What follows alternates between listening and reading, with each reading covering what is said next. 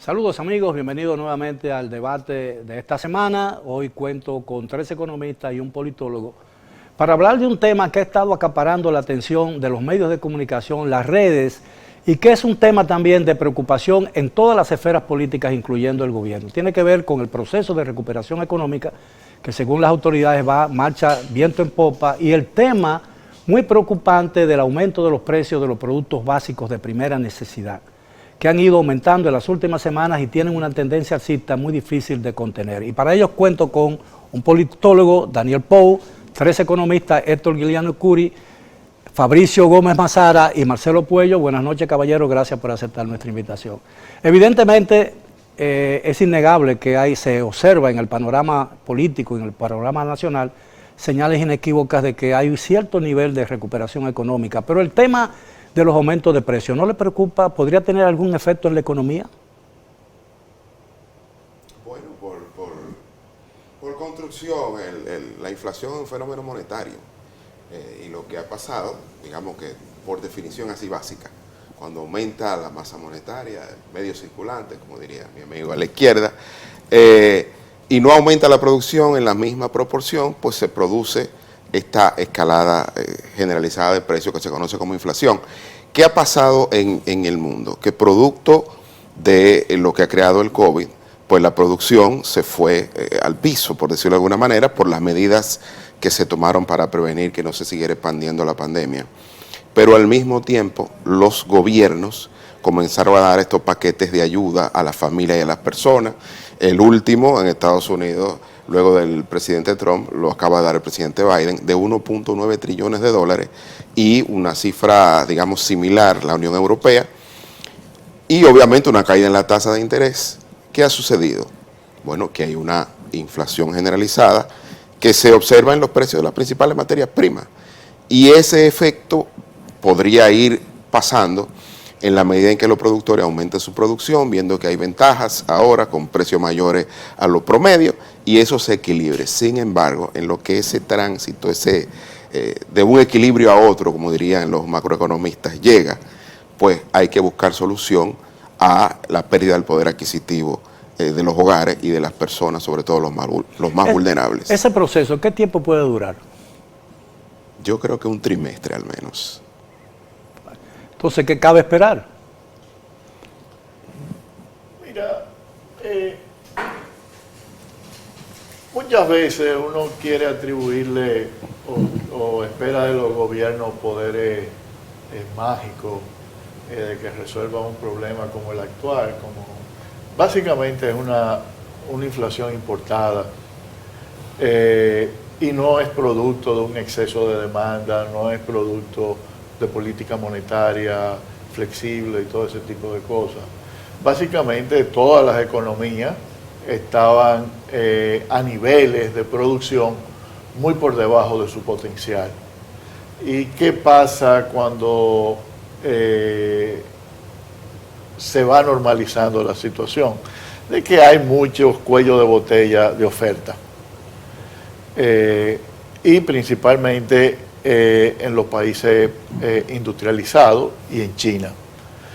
Básicamente también hay grandes problemas de transporte, no solamente el transporte marítimo de los barcos, sino también el de los contenedores, cuyos precios han subido casi un 600%, por razones logísticas, más que todo. Entonces, eso ha causado, y está el problema del petróleo, que es un problema aparte, con la recuperación que va experimentando la economía. OPEC también ha sido firme en su programa de cuotas y no ha cedido. Y eso evidentemente ha causado un problema en los precios de los combustibles. Una inflación es un proceso de aumento de precios sostenido a través del tiempo. Y básicamente en lo que se refiere a lo que está ocurriendo con los productos primarios, solamente en los últimos 100 años ha habido lo que le llaman 4 superciclos, que fue cuando el último fue cuando China entró a la Organización Mundial del Comercio. Y esto ahora es prácticamente lo que lo esperaba todo el mundo estaba esperando eso, hasta que va a durar un tiempo hasta que ciertos sectores comiencen a normalizarse.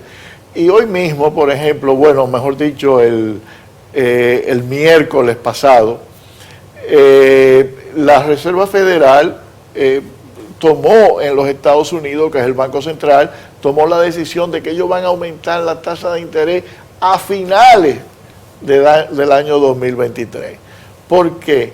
Porque ellos piensan que esos aumentos de precios son básicamente temporales y que la economía todavía tiene lo que le llaman mucho espacio en lo que se refiere a personas desempleadas y a capacidad productiva que no está siendo utilizada. Entonces nosotros debemos, el gobierno puede hacer algo. ¿En qué? En los combustibles, porque puede controlar el precio, pero no puede controlar el precio del pan. Fíjate, el gobierno venía dando un subsidio a los insumos del pan, que yo no lo sabía, lo vi hoy o ayer en el periódico. Y entonces... creo que 500 pesos por saco. Exactamente, entonces tú ves que los panes del Nacional, el Bravo y todo eso se han reducido en la mitad, que es un fenómeno que se dio mucho en los años 70 y hasta se escribió libros sobre eso. La lata de habichuela viene con menos habichuela y más agua y todo ese tipo de cosas. Eso donde tú tienes miles de compradores y personas lidiando con, supliendo un producto como es los panes, todo ese tipo de cosas. Pero en el caso de los combustibles, el Ministerio de Industria y Comercio, en medio de la situación que estamos viviendo, ¿no?, que heredamos desde el año pasado con el tema de la pandemia, le llegó a aumentar los márgenes de beneficio a los intermediarios de los combustibles, lo cual me parecía que inapropiado en un momento como ese, porque eso sin lugar a dudas se iba a reflejar en el precio al consumidor. Y la pregunta que yo creo que está en labios de mucha gente, preocupada por los efectos que tiene en la tranquilidad y el sosiego de una sociedad, los aumentos de precios, porque es lo que más afecta a las personas.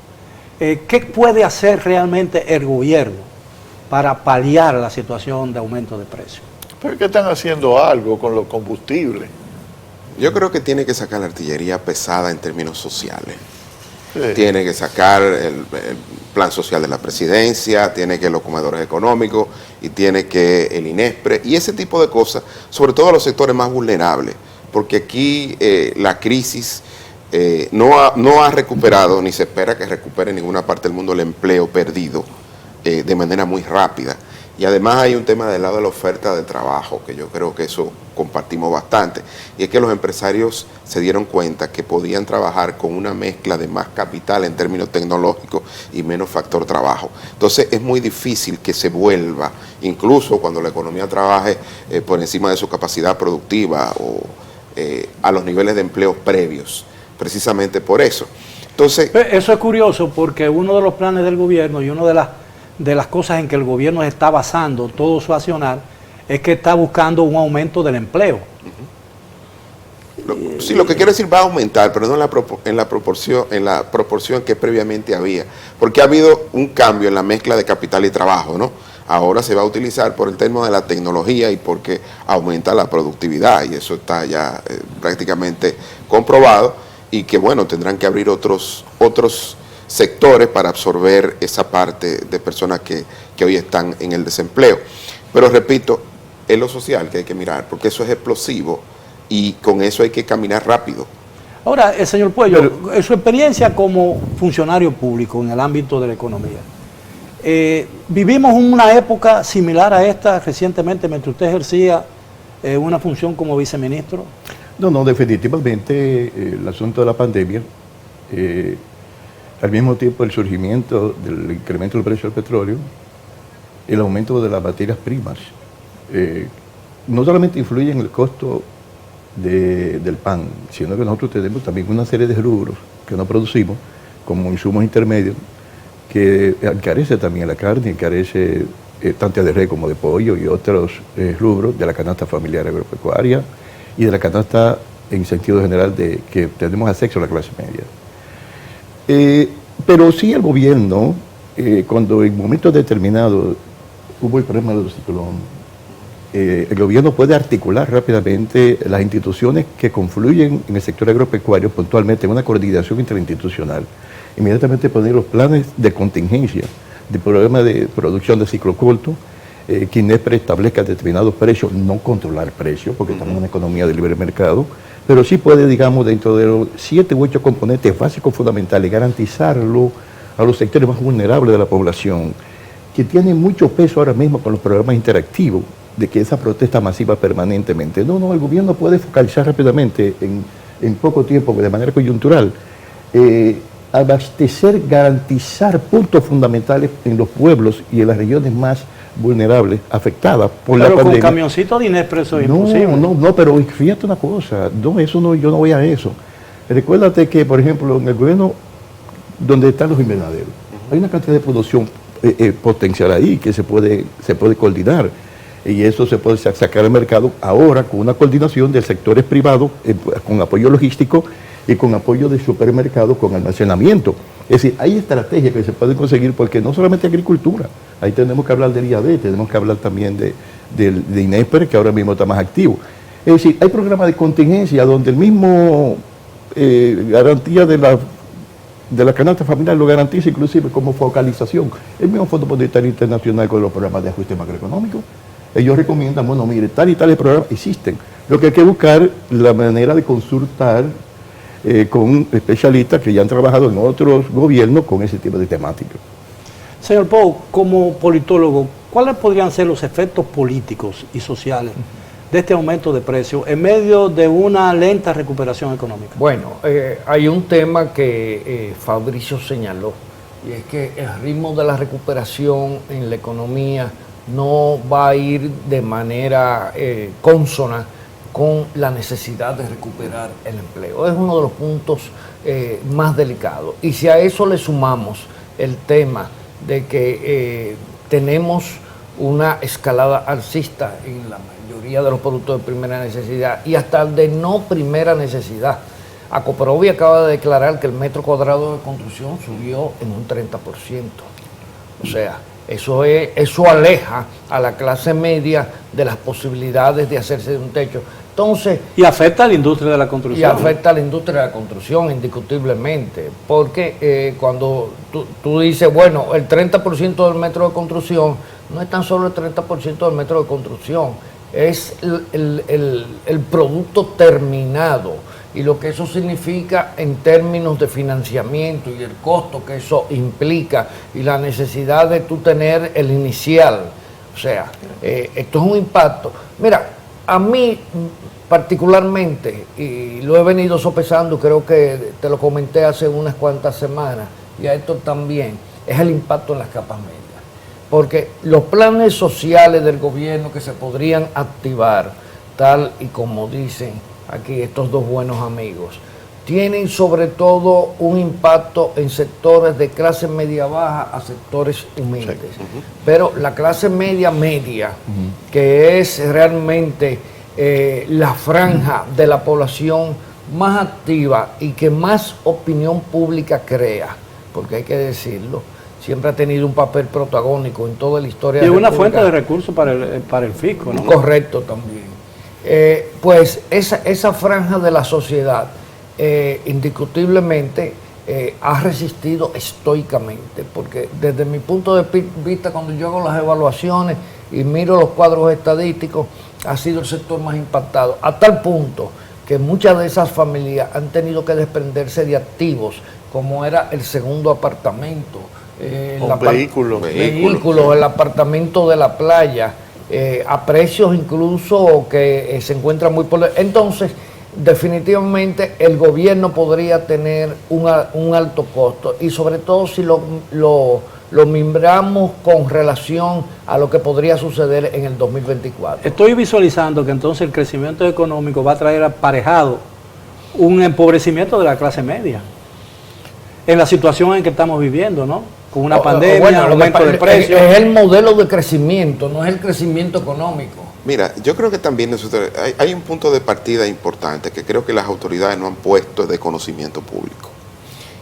Llegar al gobierno con una caída del producto de 6.7% es la caída más grande que se haya generado en la historia reciente, solo superada por menos 13.2% en 1965 por una guerra civil, que lo que hace es destruir valor. Es decir, esta es la caída más grande del producto y obviamente eso, yo sé que no es bueno dar malas noticias, pero obviamente un nuevo gobierno tiene que decir, miren, el esfuerzo que estamos haciendo para enfrentar esta pandemia, además, es importante y lógicamente el nivel de recuperación de la economía a nivel mundial es un camino complejo.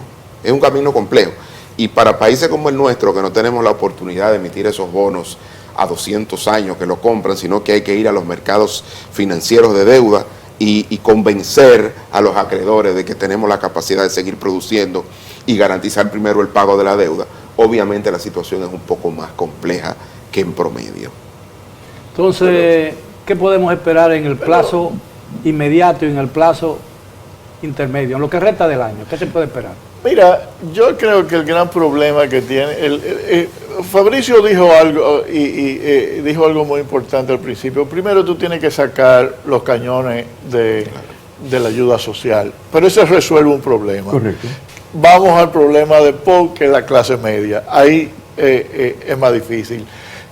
Y a mí me parece que el gobierno no tiene una figura que inspire confianza, que vaya a la población y le diga, nosotros vamos a hacer esto, porque nosotros vemos esta situación como temporal y vamos a actuar de todas maneras. Todo lo contrario, fíjate. Y el presidente, que es vocero de sí mismo, ¿no podría jugar ese papel? Podría jugar ese papel, pero entonces, ¿cuál es la política gubernamental? La política gubernamental es que los programas sociales los ha reducido en más de la mitad. Exactamente. Tú ves el crédito neto al sector público del Banco Central y de los bancos comerciales con relación al 2019 y es una caída estrepitosa. Entonces, por ejemplo, Fabricio dice lo de los bonos, no, ellos pueden ir al mercado interno y emitir bonos. Y una deuda interna es una deuda que está fija en términos de tasa de interés y es dinero que nosotros nos debemos a nosotros mismos y que alguien te la va a comprar. Entonces el gobierno puede responder a las necesidades tanto de la clase media en los actuales momentos. Nosotros, hay un sector como el turismo y otros sectores de la economía cuya recuperación va a ser más lenta aparentemente, porque va a depender de que los norteamericanos vengan, los canadienses y todo ese tipo de cosas. Entonces tú tienes que enfrentar el problema de la clase media. Pero el problema del gobierno es que ni el de la clase media ni el de la clase necesitada. Yo tengo una opinión sobre el particular. Fíjate. Permíteme añadirle un ingrediente para reforzar a esto. Hay que recordar que al director de impuestos internos le aplicaron un cubo de hielo cuando se le ocurrió decir que él tenía 49,000 contribuyentes que no estaban facturando sus pagos, que eso se controla, eso es muy elemental. Y eso, la mayoría de esos 49,000 me parece que está subestimando la cifra. No, eso estamos hablando de abogados, ingenieros, profesionales, independientes, y eso es clase media. Y sobre todo un sector muy dinámico de la economía, porque el sector que más redistribuye aquí en términos sociales es la clase media, ¿no? Pero justamente voy a eso, mira. En esto hay un elemento muy importante, con la cuestión de la credibilidad. Yo recuerdo, y usted me va a ayudar, Polito, que Salvador Jorge Blanco siempre hablaba con la prensa. Y don Juan Salvador Jorge Blanco, cuando era presidente, hablaba constantemente con la prensa. Entonces don Juan Bosch le dijo, pero Salvador, por favor, tú no eres vocero, relacionador público de este gobierno, tú eres el presidente. Resérvate para las cosas fundamentales y esenciales. ¿A qué voy? Hablando de las figuras que pueden suplantar al presidente para opinión pública. El gobierno tiene que tener un vocero oficial con autoridad que inspire a la población del sector privado credibilidad y consenso nacional. De tal manera que cuando digan, bueno, pero dentro del marco de una política económica... Pero no existe esa figura. Pero que digo que sugiere. Pero para eso tú tienes que tener una estrategia y eso es lo que falta. Bien, caballero, si usted pero voy a la estrategia, justamente, a la estrategia que voy. Sí, pero permítame, porque tenemos que hacer una breve pausa, regresamos después de ella, continúen con nosotros en el debate de la semana. Bien, estamos de regreso en el debate de la semana. Al final del segmento anterior hablaba el licenciado Marcelo Puello con relación a la importancia de que haya una figura de prestigio y que tenga la suficiente credibilidad para poderle hablar al país y despertar las expectativas o reducir las expectativas que muchas veces los programas de gobierno crean en una población que saben a ciencia cierta que no van a poder cumplir, ¿no? Y eso es lo que trae muchas consecuencias, los disgustos extemporáneos de a veces de un gobierno que apenas nace y ya está teniendo problemas de opinión pública. Mi experiencia es que cuando yo trabajaba en la oficina de planificación, Cancillería y ahora Industria y Comercio, siempre yo vi y actuaba en función de una estrategia nacional. La política económica tiene varios objetivos fundamentales, pero no puede al mismo tiempo alcanzarlo todo en un mismo tiempo. El empleo, la seguridad social, la infraestructura, el encadenamiento productivo, innovación tecnológica. Es decir, tú no puedes abrir tanto abanico y hacer anuncios permanentes y sistemáticamente a la población si no tiene una estrategia determinada que digan, señores, enfrente a la pandemia, el elemento fundamental es la salud, el elemento fundamental es la alimentación. En tercer lugar, si lo permiten las circunstancias, rehabilitación de la infraestructura. Pero tú no puedes lanzar 5 o 6 proyectos anunciando a la gente de Manzanillo, la parte norte, Constanza, Baní, etcétera, sin antes no tener fundamentalmente la garantía de la estabilidad de precios. Y esa estabilidad de precios tiene que haber una coordinación entre la política fiscal, la política monetaria y la política cambiaria. Todo eso que uno ve de la inflación, piensa como eso es sencillo. La inflación es algo muy difícil, Marcelo, para combatirlo. Mira, el gasto público se ha caído.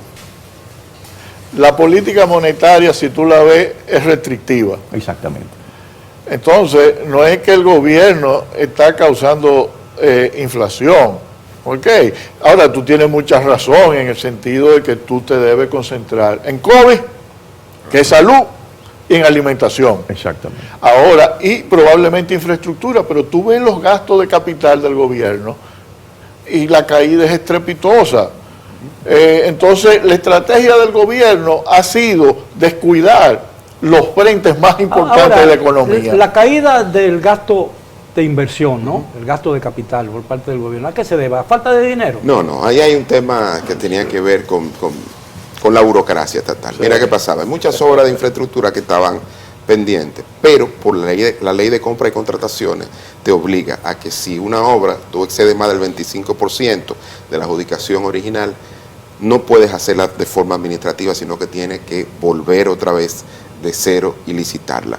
¿Qué se hizo? Se buscó una salida legal, que fue aprobar una ley vía Congreso que permitiera de manera transitoria, digamos que abordar todas las obras de infraestructura. Pero esa ley fue aprobada ya. Recientemente en el Congreso. Entonces, ese cuello de botella se acaba de eliminar ahora. Es decir, que obviamente había una explicación para el tema del gasto de capital que va muy lento y que obviamente va a producir empleo más rápido que las alianzas público-privadas, porque las alianzas público-privadas tienen una serie de restricciones que en el tiempo se van a ver, digamos, pospuestas. Pero yo quería entrar en algo, porque tampoco podemos sonar poco condescendiente con esta nueva administración. Esta nueva administración tuvo que aprender a caminar y a bailar sin gatear. Es decir, llegaron en medio de una crisis, usted es un bombero, usted llega en medio de un fuego y usted comienza a apagar el fuego. Y obviamente en términos de... Pero no había mucha agua, ¿no? No había mucha agua, pero ¿qué hicieron? Lo primero fue, y quiero entender un poco al presidente. El presidente rápidamente tuvo una estrategia que desde mi punto de vista le ha resultado. Dijo, mira, aquí hay sed del tema de la persecución, de la corrupción, déjame poner una ex miembro de la Suprema Corte de Justicia que se encargue de eso, justicia independiente. El problema macroeconómico, bueno, yo tengo el gobernador del Banco Central, que todo el mundo le da fe sobre el tema del manejo de la política monetaria. Déjame no inventar, lo dejo ahí. Me voy a concentrar en la parte fiscal y obviamente el ministro de Hacienda ha hecho lo que tiene que hacer un ministro de Hacienda, cuadrar la caja. Salió a buscar, a poner bonos. ¿Y la caja está cuadrada? Sí, la caja está tan cuadrada que cuando tú ves la posición de caja del gobierno, es excesivamente positiva por el retraso del gasto de capital. Es decir, dinero hay en el presupuesto. No solamente el gasto de capital, las ayudas sociales se han caído casi en 12.000 millones. Exacto. Ok, más que el gasto de capital. La caja está nutrida porque no hay flujos. Sí, No, cuando digo que hay caja. y esa fue una decisión consciente, porque él mismo lo anunció, el presidente de la República, que iba a cortar eso. Vino Esther Duflo aquí en una conferencia a través de Claro y dijo, la crisis no se acaba en diciembre, y siguieron con eso, y lógicamente han tenido la suerte, porque es suerte, no es que es algo que ellos lo pensaron, que había un ahorro acumulado como resultado de la pandemia, de que la gente solamente consumía alimentos y estaba ahorrando, y cuando las restricciones han terminado, han comenzado a gastar, y la economía, tú lo ves en los tapones, se ha ido recuperando, pero no es algo que lo está causando. Entonces el reflejo fiel de la recuperación económica son los tapones. No solamente los tapones, tú lo ves en la actividad económica, en todo aquí. No, pero le quiero decir, eso es una gráfica, ¿no? Esa es una visión gráfica. Yo creo que dos sectores fundamentales. El consumo vía las remesas, que han aumentado 60.5% en los primeros 5 meses, y un sector que está apoyando las exportaciones, además del oro, en la zona franca. Entonces, que están teniendo una salida y están creando empleo, pero no en el nivel que la economía lo evidentemente demanda. El problema del gobierno no es el dinero, ¿no? Porque dinero tiene. Ellos tienen, mira, ellos se metieron en su propia... hay una canción, Hotel California, que dice que son prisioneros de tu propia hechura. El gobierno se metió en su propia trampa. Por suerte ellos delegaron la cuestión de la justicia, que lo está haciendo la justicia, pero se quedaron en su cuestión de la deuda, en su cuestión de una reforma tributaria, y básicamente también la ley de contrataciones ha influido, pero ellos pudieron haber actuado sobre eso inmediatamente, porque no es que el COVID ocurrió durante su gobierno. El COVID ocurrió desde antes y hubo un periodo de transición y ellos pudieron haberse preparado para eso. Lo que pasa es que tienen la contradicción de una lucha contra la corrupción, entonces no quería que lo atacaran de corrupción a través de los programas de emergencia y ese tipo de cosas. Yo voy a decirlo a la económica, ¿no? Yo creo que en la crisis es el momento donde hay que gastar. Y el gran problema hoy... Así se resolvió la crisis financiera del 2008-2009. Hasta hoy el tema es que el gobierno ha retrasado el gasto público, y sobre todo el gasto en infraestructura, el gasto de capital. Ahí están las cifras y eso es innegable porque es información pública. Entonces, la mejor manera de enfrentar la crisis, y aquí es cuando tú tienes en macroeconomía, y aquí estoy con un maestro en macroeconomía, tengo que fijarme bien, uno tiene que buscarse un único objetivo. Es decir, si estás en una crisis, por favor, olvídate del déficit y enfrenta la crisis. El déficit lo vas a enfrentar después. No puedes estar preocupado por el déficit y queriendo gastar para enfrentar la crisis. Tienes que tomar un camino. Parece lógico, ¿no? Y yo creo que ahí es donde ha habido como un choque de opiniones, de sazones. No se puede querer en momentos tan difíciles, primero hablar de reforma, que eso no es por ahora, eso tiene que hablarse para el próximo año, y que lógicamente verlo, sobre todo cuando tú vas a poner bonos, para que los acreedores entiendan que tú estás preocupado también fundamentalmente por equilibrar la caja y poderle pagar a ellos. Pero en este momento la mejor forma de salir de la crisis es gastar, y el gasto público es la herramienta, primero a través del gasto social y después a través de las obras de infraestructura, porque repito, las alianzas público-privadas no van a dar resultados en el corto plazo. Bueno, pero en el corto plazo, en línea de su pensamiento, ¿qué puede hacer ahora mismo el gobierno? Si mañana el gobierno decidiera, por ejemplo, encarar el tema de los precios, ¿cuáles serían las medidas que pudieran surtir efecto en los precios al consumidor, ¿no? Especialmente en los productos de mayor demanda de la canasta familiar? Yo creo que te han dado una respuesta por parte, con lo que dice Marcelo, lo que dice Fabricio. Ahí hay una respuesta. Los precios van a seguir altos. Eso no. Pero entonces tú puedes paliar ese efecto en diferentes grupos sociales, con ese tipo de soluciones a través de los programas sociales y a través de medidas de emergencia. Pero ¿qué tiempo tomaría el efecto de un programa de esa naturaleza? ¿Qué tiempo tardaría, por ejemplo, en surtir los efectos deseados? Lo que sucede es que en lo Usted que habló de un trimestre, sí, pero me un parece yo digo, demasiado tiempo.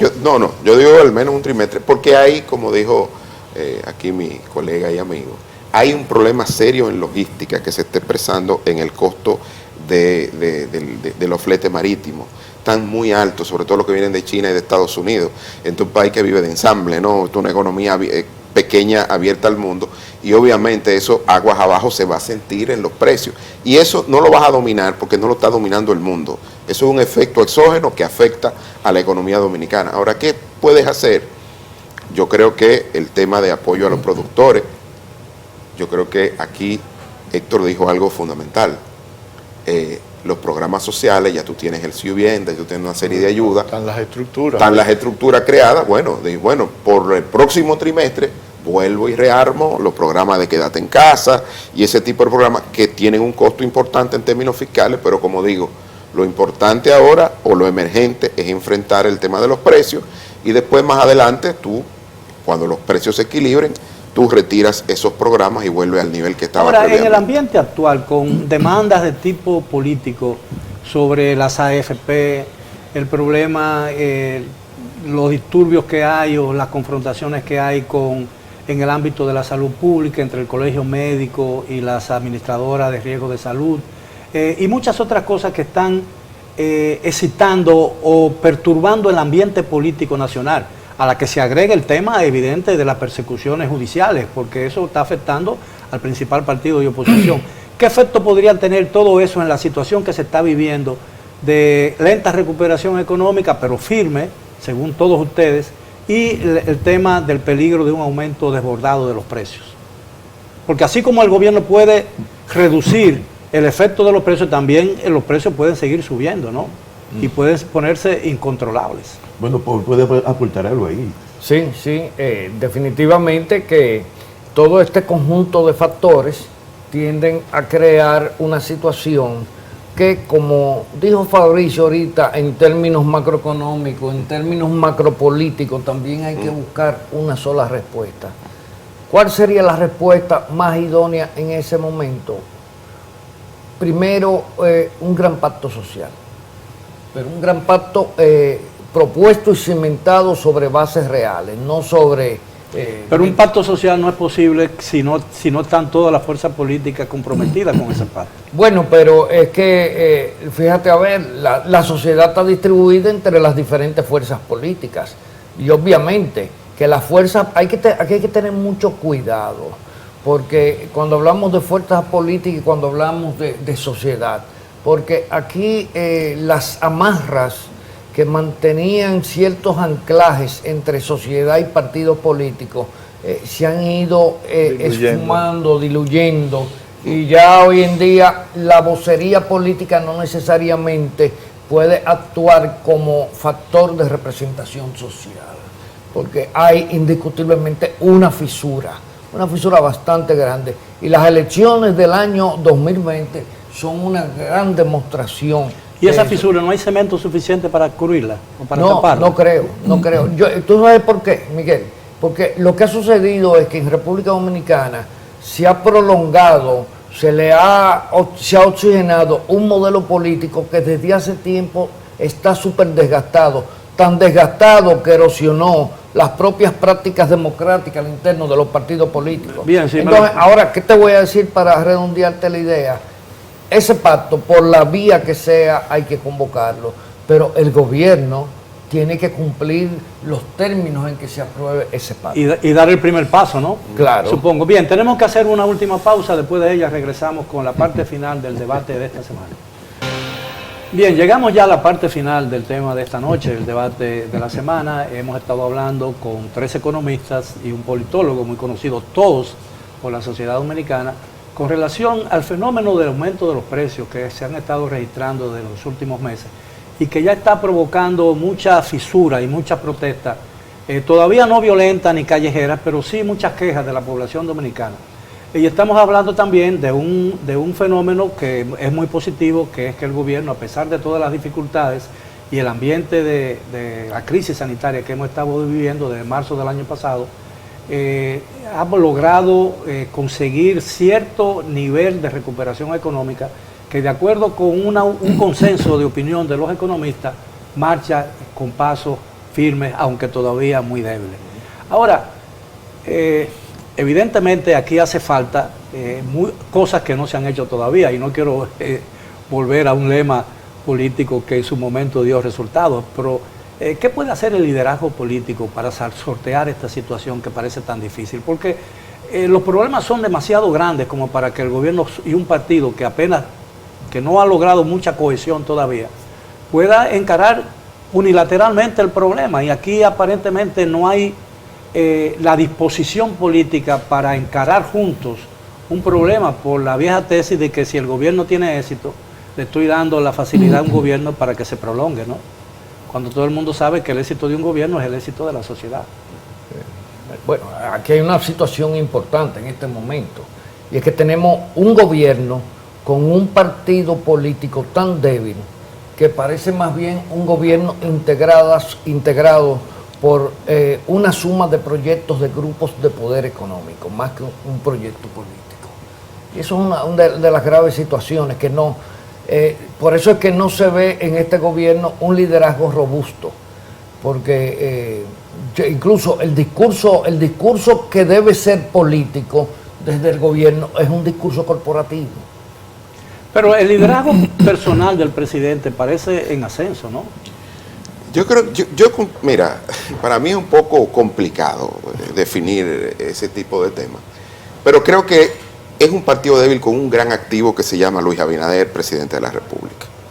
Es decir, Luis Abinader hoy es el gran activo político del PRM. Y obviamente es quien ellos tienen que cuidar, o quien tenemos que cuidar como liderazgo político nuevo, emergente. Ahora bien, cuando uno lo ve, es un presidente que he tenido la oportunidad de cruzarme, así verlo. Está trabajando como nunca, un presidente que casi no duerme, que llama a sus ministros a las 1 de la mañana, es una persona que está trabajando a una gran velocidad y a mucha intensidad. Incluso mucha gente está preocupado por la estabilidad de su salud en el tiempo, por la forma como ha abordado su nuevo cargo de presidente. Ahora, lo que uno no ve es como hay un estilo nuevo, donde él es el vocero, donde no hay una comunicación política como se hacía antes, hay un cambio de estilo, hay un cambio de liderazgo, y obviamente va a tomar tiempo que uno descifre eso, y es más difícil en medio de una crisis o de una recuperación económica con tropiezos como la que estamos teniendo. Ahora bien, yo creo que él tiene Usted está hablando de un enigma. No, estoy hablando de un cambio de época que está comenzando. Es decir, los cambios es difícil uno verlo. Y cuando digo cambio no estoy hablando de la palabra política. Sí, claro. Estoy diciendo en el periodo donde algo está comenzando, pero que la sociedad no termina de entenderlo. Nosotros estamos viendo un presidente que por primera vez nació después de la muerte de Trujillo. Una persona nueva, distinta, que no está comprometido con nada de lo que había pasado antes, pero que tiene el gran reto de poner en marcha una economía y una sociedad que venía con muchos problemas previos. Entonces, obviamente aquí yo creo que él está teniendo un gran riesgo, porque como es su vocero, también es su parachoque.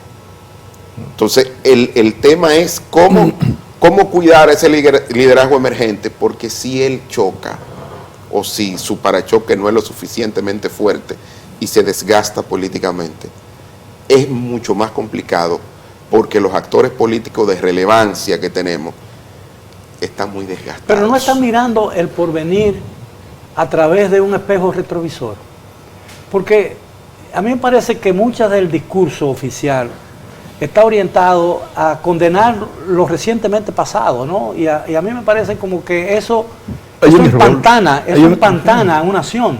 No sé si... Mira, hay un error que desde que asumió el poder este grupo, que está actualmente dirigiendo los distintos nacionales, es totalmente desarticular y desacreditar todo lo que había. Hay un problema ahí. Magín se lo dice a cada rato, pero usted no ha podido negociar la deuda porque nosotros dejamos una estructura técnica y organizada que le permitió a ustedes tener acceso a los bonos internacionales ahora con más flexibilidad. Segundo, aquí se habla de plan de competitividad sistémica. Eso se puso en práctica de los gobiernos del PLD. Todo lo que se está hablando hoy del fortalecimiento de la zona franca, todo eso de la promoción de inversiones, de la infraestructura, de información de recursos humanos, todo eso está escrito y se estaba realizando. Aquí nosotros lo que tenemos que es retomar las cosas positivas que hemos tenido. Por ejemplo, Balaguer hizo un pacto de solidaridad económica. Ahí tenía a Martín de Villanueva como secretario de la presidencia y era un equipo que articuló esas reformas. Aquí se habló también del diálogo nacional y Timoteo Clemonta dirigió ese diálogo nacional a través de la concertación del sector público y privado con un diálogo consensuado, bajo cierta visión de la Estrategia Nacional de Desarrollo. Entonces, es decir, hay cosas positivas que hay que retomar, cosas que han funcionado en momentos de crisis. ¿Qué papel le corresponde entonces en la situación actual que tiene el país? Quisiera comenzar con Giuliani. Por ejemplo, el papel de la oposición y de los sectores de la llamada sociedad civil. Bueno, yo creo que hay que hacer una oposición constructiva y yo con eso, en eso estoy de acuerdo con Fabricio, en el sentido de que el presidente personalmente es una persona que es básicamente decente. No es un hombre que se está corrompiendo, dejando que sus familiares se enriquezcan en el poder. Y yo creo que esa transición nosotros debemos apoyarla. Ahora, por sus hechos, lo conocerá. Y al final, el gobierno de Abinader va a ser juzgado por cómo marcha la economía. Porque yo creo que políticamente la República Dominicana a veces nosotros no nos damos cuenta, nosotros somos una maravilla, nosotros no tenemos los problemas de los Estados Unidos, ni de Nicaragua, ni de Perú, ni de Brasil, ¿entiendes? Entonces, tampoco es que estamos enfrentando un panorama sumamente complejo. Yo creo que el problema del presidente... Una isla de 7 cabezas. Sí, claro. Yo creo que el problema del presidente es un problema de estrategia.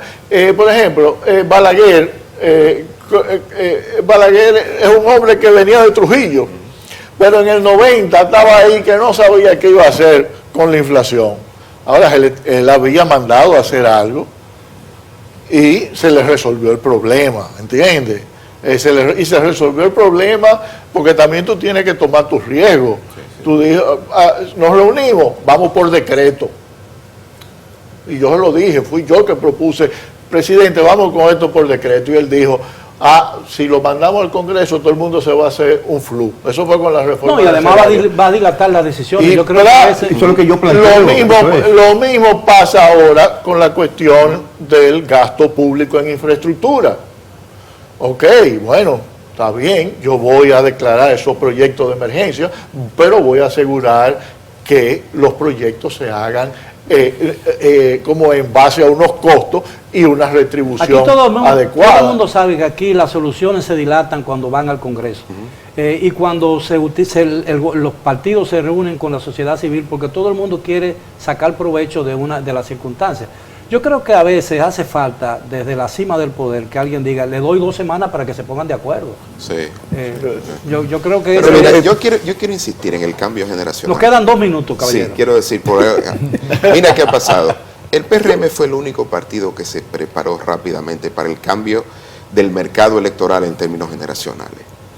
El problema hoy con el partido de oposición, anterior gobierno, es que sus interlocutores están muy lejos del mercado electoral. Y los que pueden estar más cerca del mercado electoral debieran ser sus voceros, me refiero a Juan Ariel Jiménez, a gente nueva, que los votantes lo vean o se vean reflejados en ellos. Porque de verdad, hay una época que ya terminó. Luis Abinader termina con una época política y comienza otra nueva. Los partidos tienen que entenderlo, van a tomar tiempo, pero obviamente yo creo que eso es lo que está sucediendo. Nos vamos a dar cuenta un poco más adelante, pero ya se está... Algunos se darán cuenta muy tardíamente. Ese es el problema. Ahora, hay que saber que Luis Abinader termina con un estilo político y con una generación. Ahora, todavía no hay señales claras de si va a terminar con el modelo político. Bien, caballero. Mire, yo personalmente, 30 segundos. Yo personalmente reconozco el esfuerzo. Creo que está muy bien intencionado el presidente. Ahora, si no articula ese equipo con una estrategia definida, que le permita decir los elementos prioritarios y fundamentales ahora, y si es necesario en una situación de emergencia con esta crisis, gobernar por decreto algunas medidas fundamentales para garantizar la estabilidad política y social del país. Bueno, con un congreso eso resulta muy difícil, ¿no? ¿Y por qué? Pero bueno, por eso decía antes que el tema es que falta una voz que diga, le doy tanto tiempo para que se pongan de acuerdo. Nos resulta muy difícil ponerlos de acuerdo. Caballero, gracias por su participación. A los amigos televidentes, esperamos que hayan disfrutado del tema de esta noche y los esperamos el próximo sábado a la hora de siempre. Hasta entonces.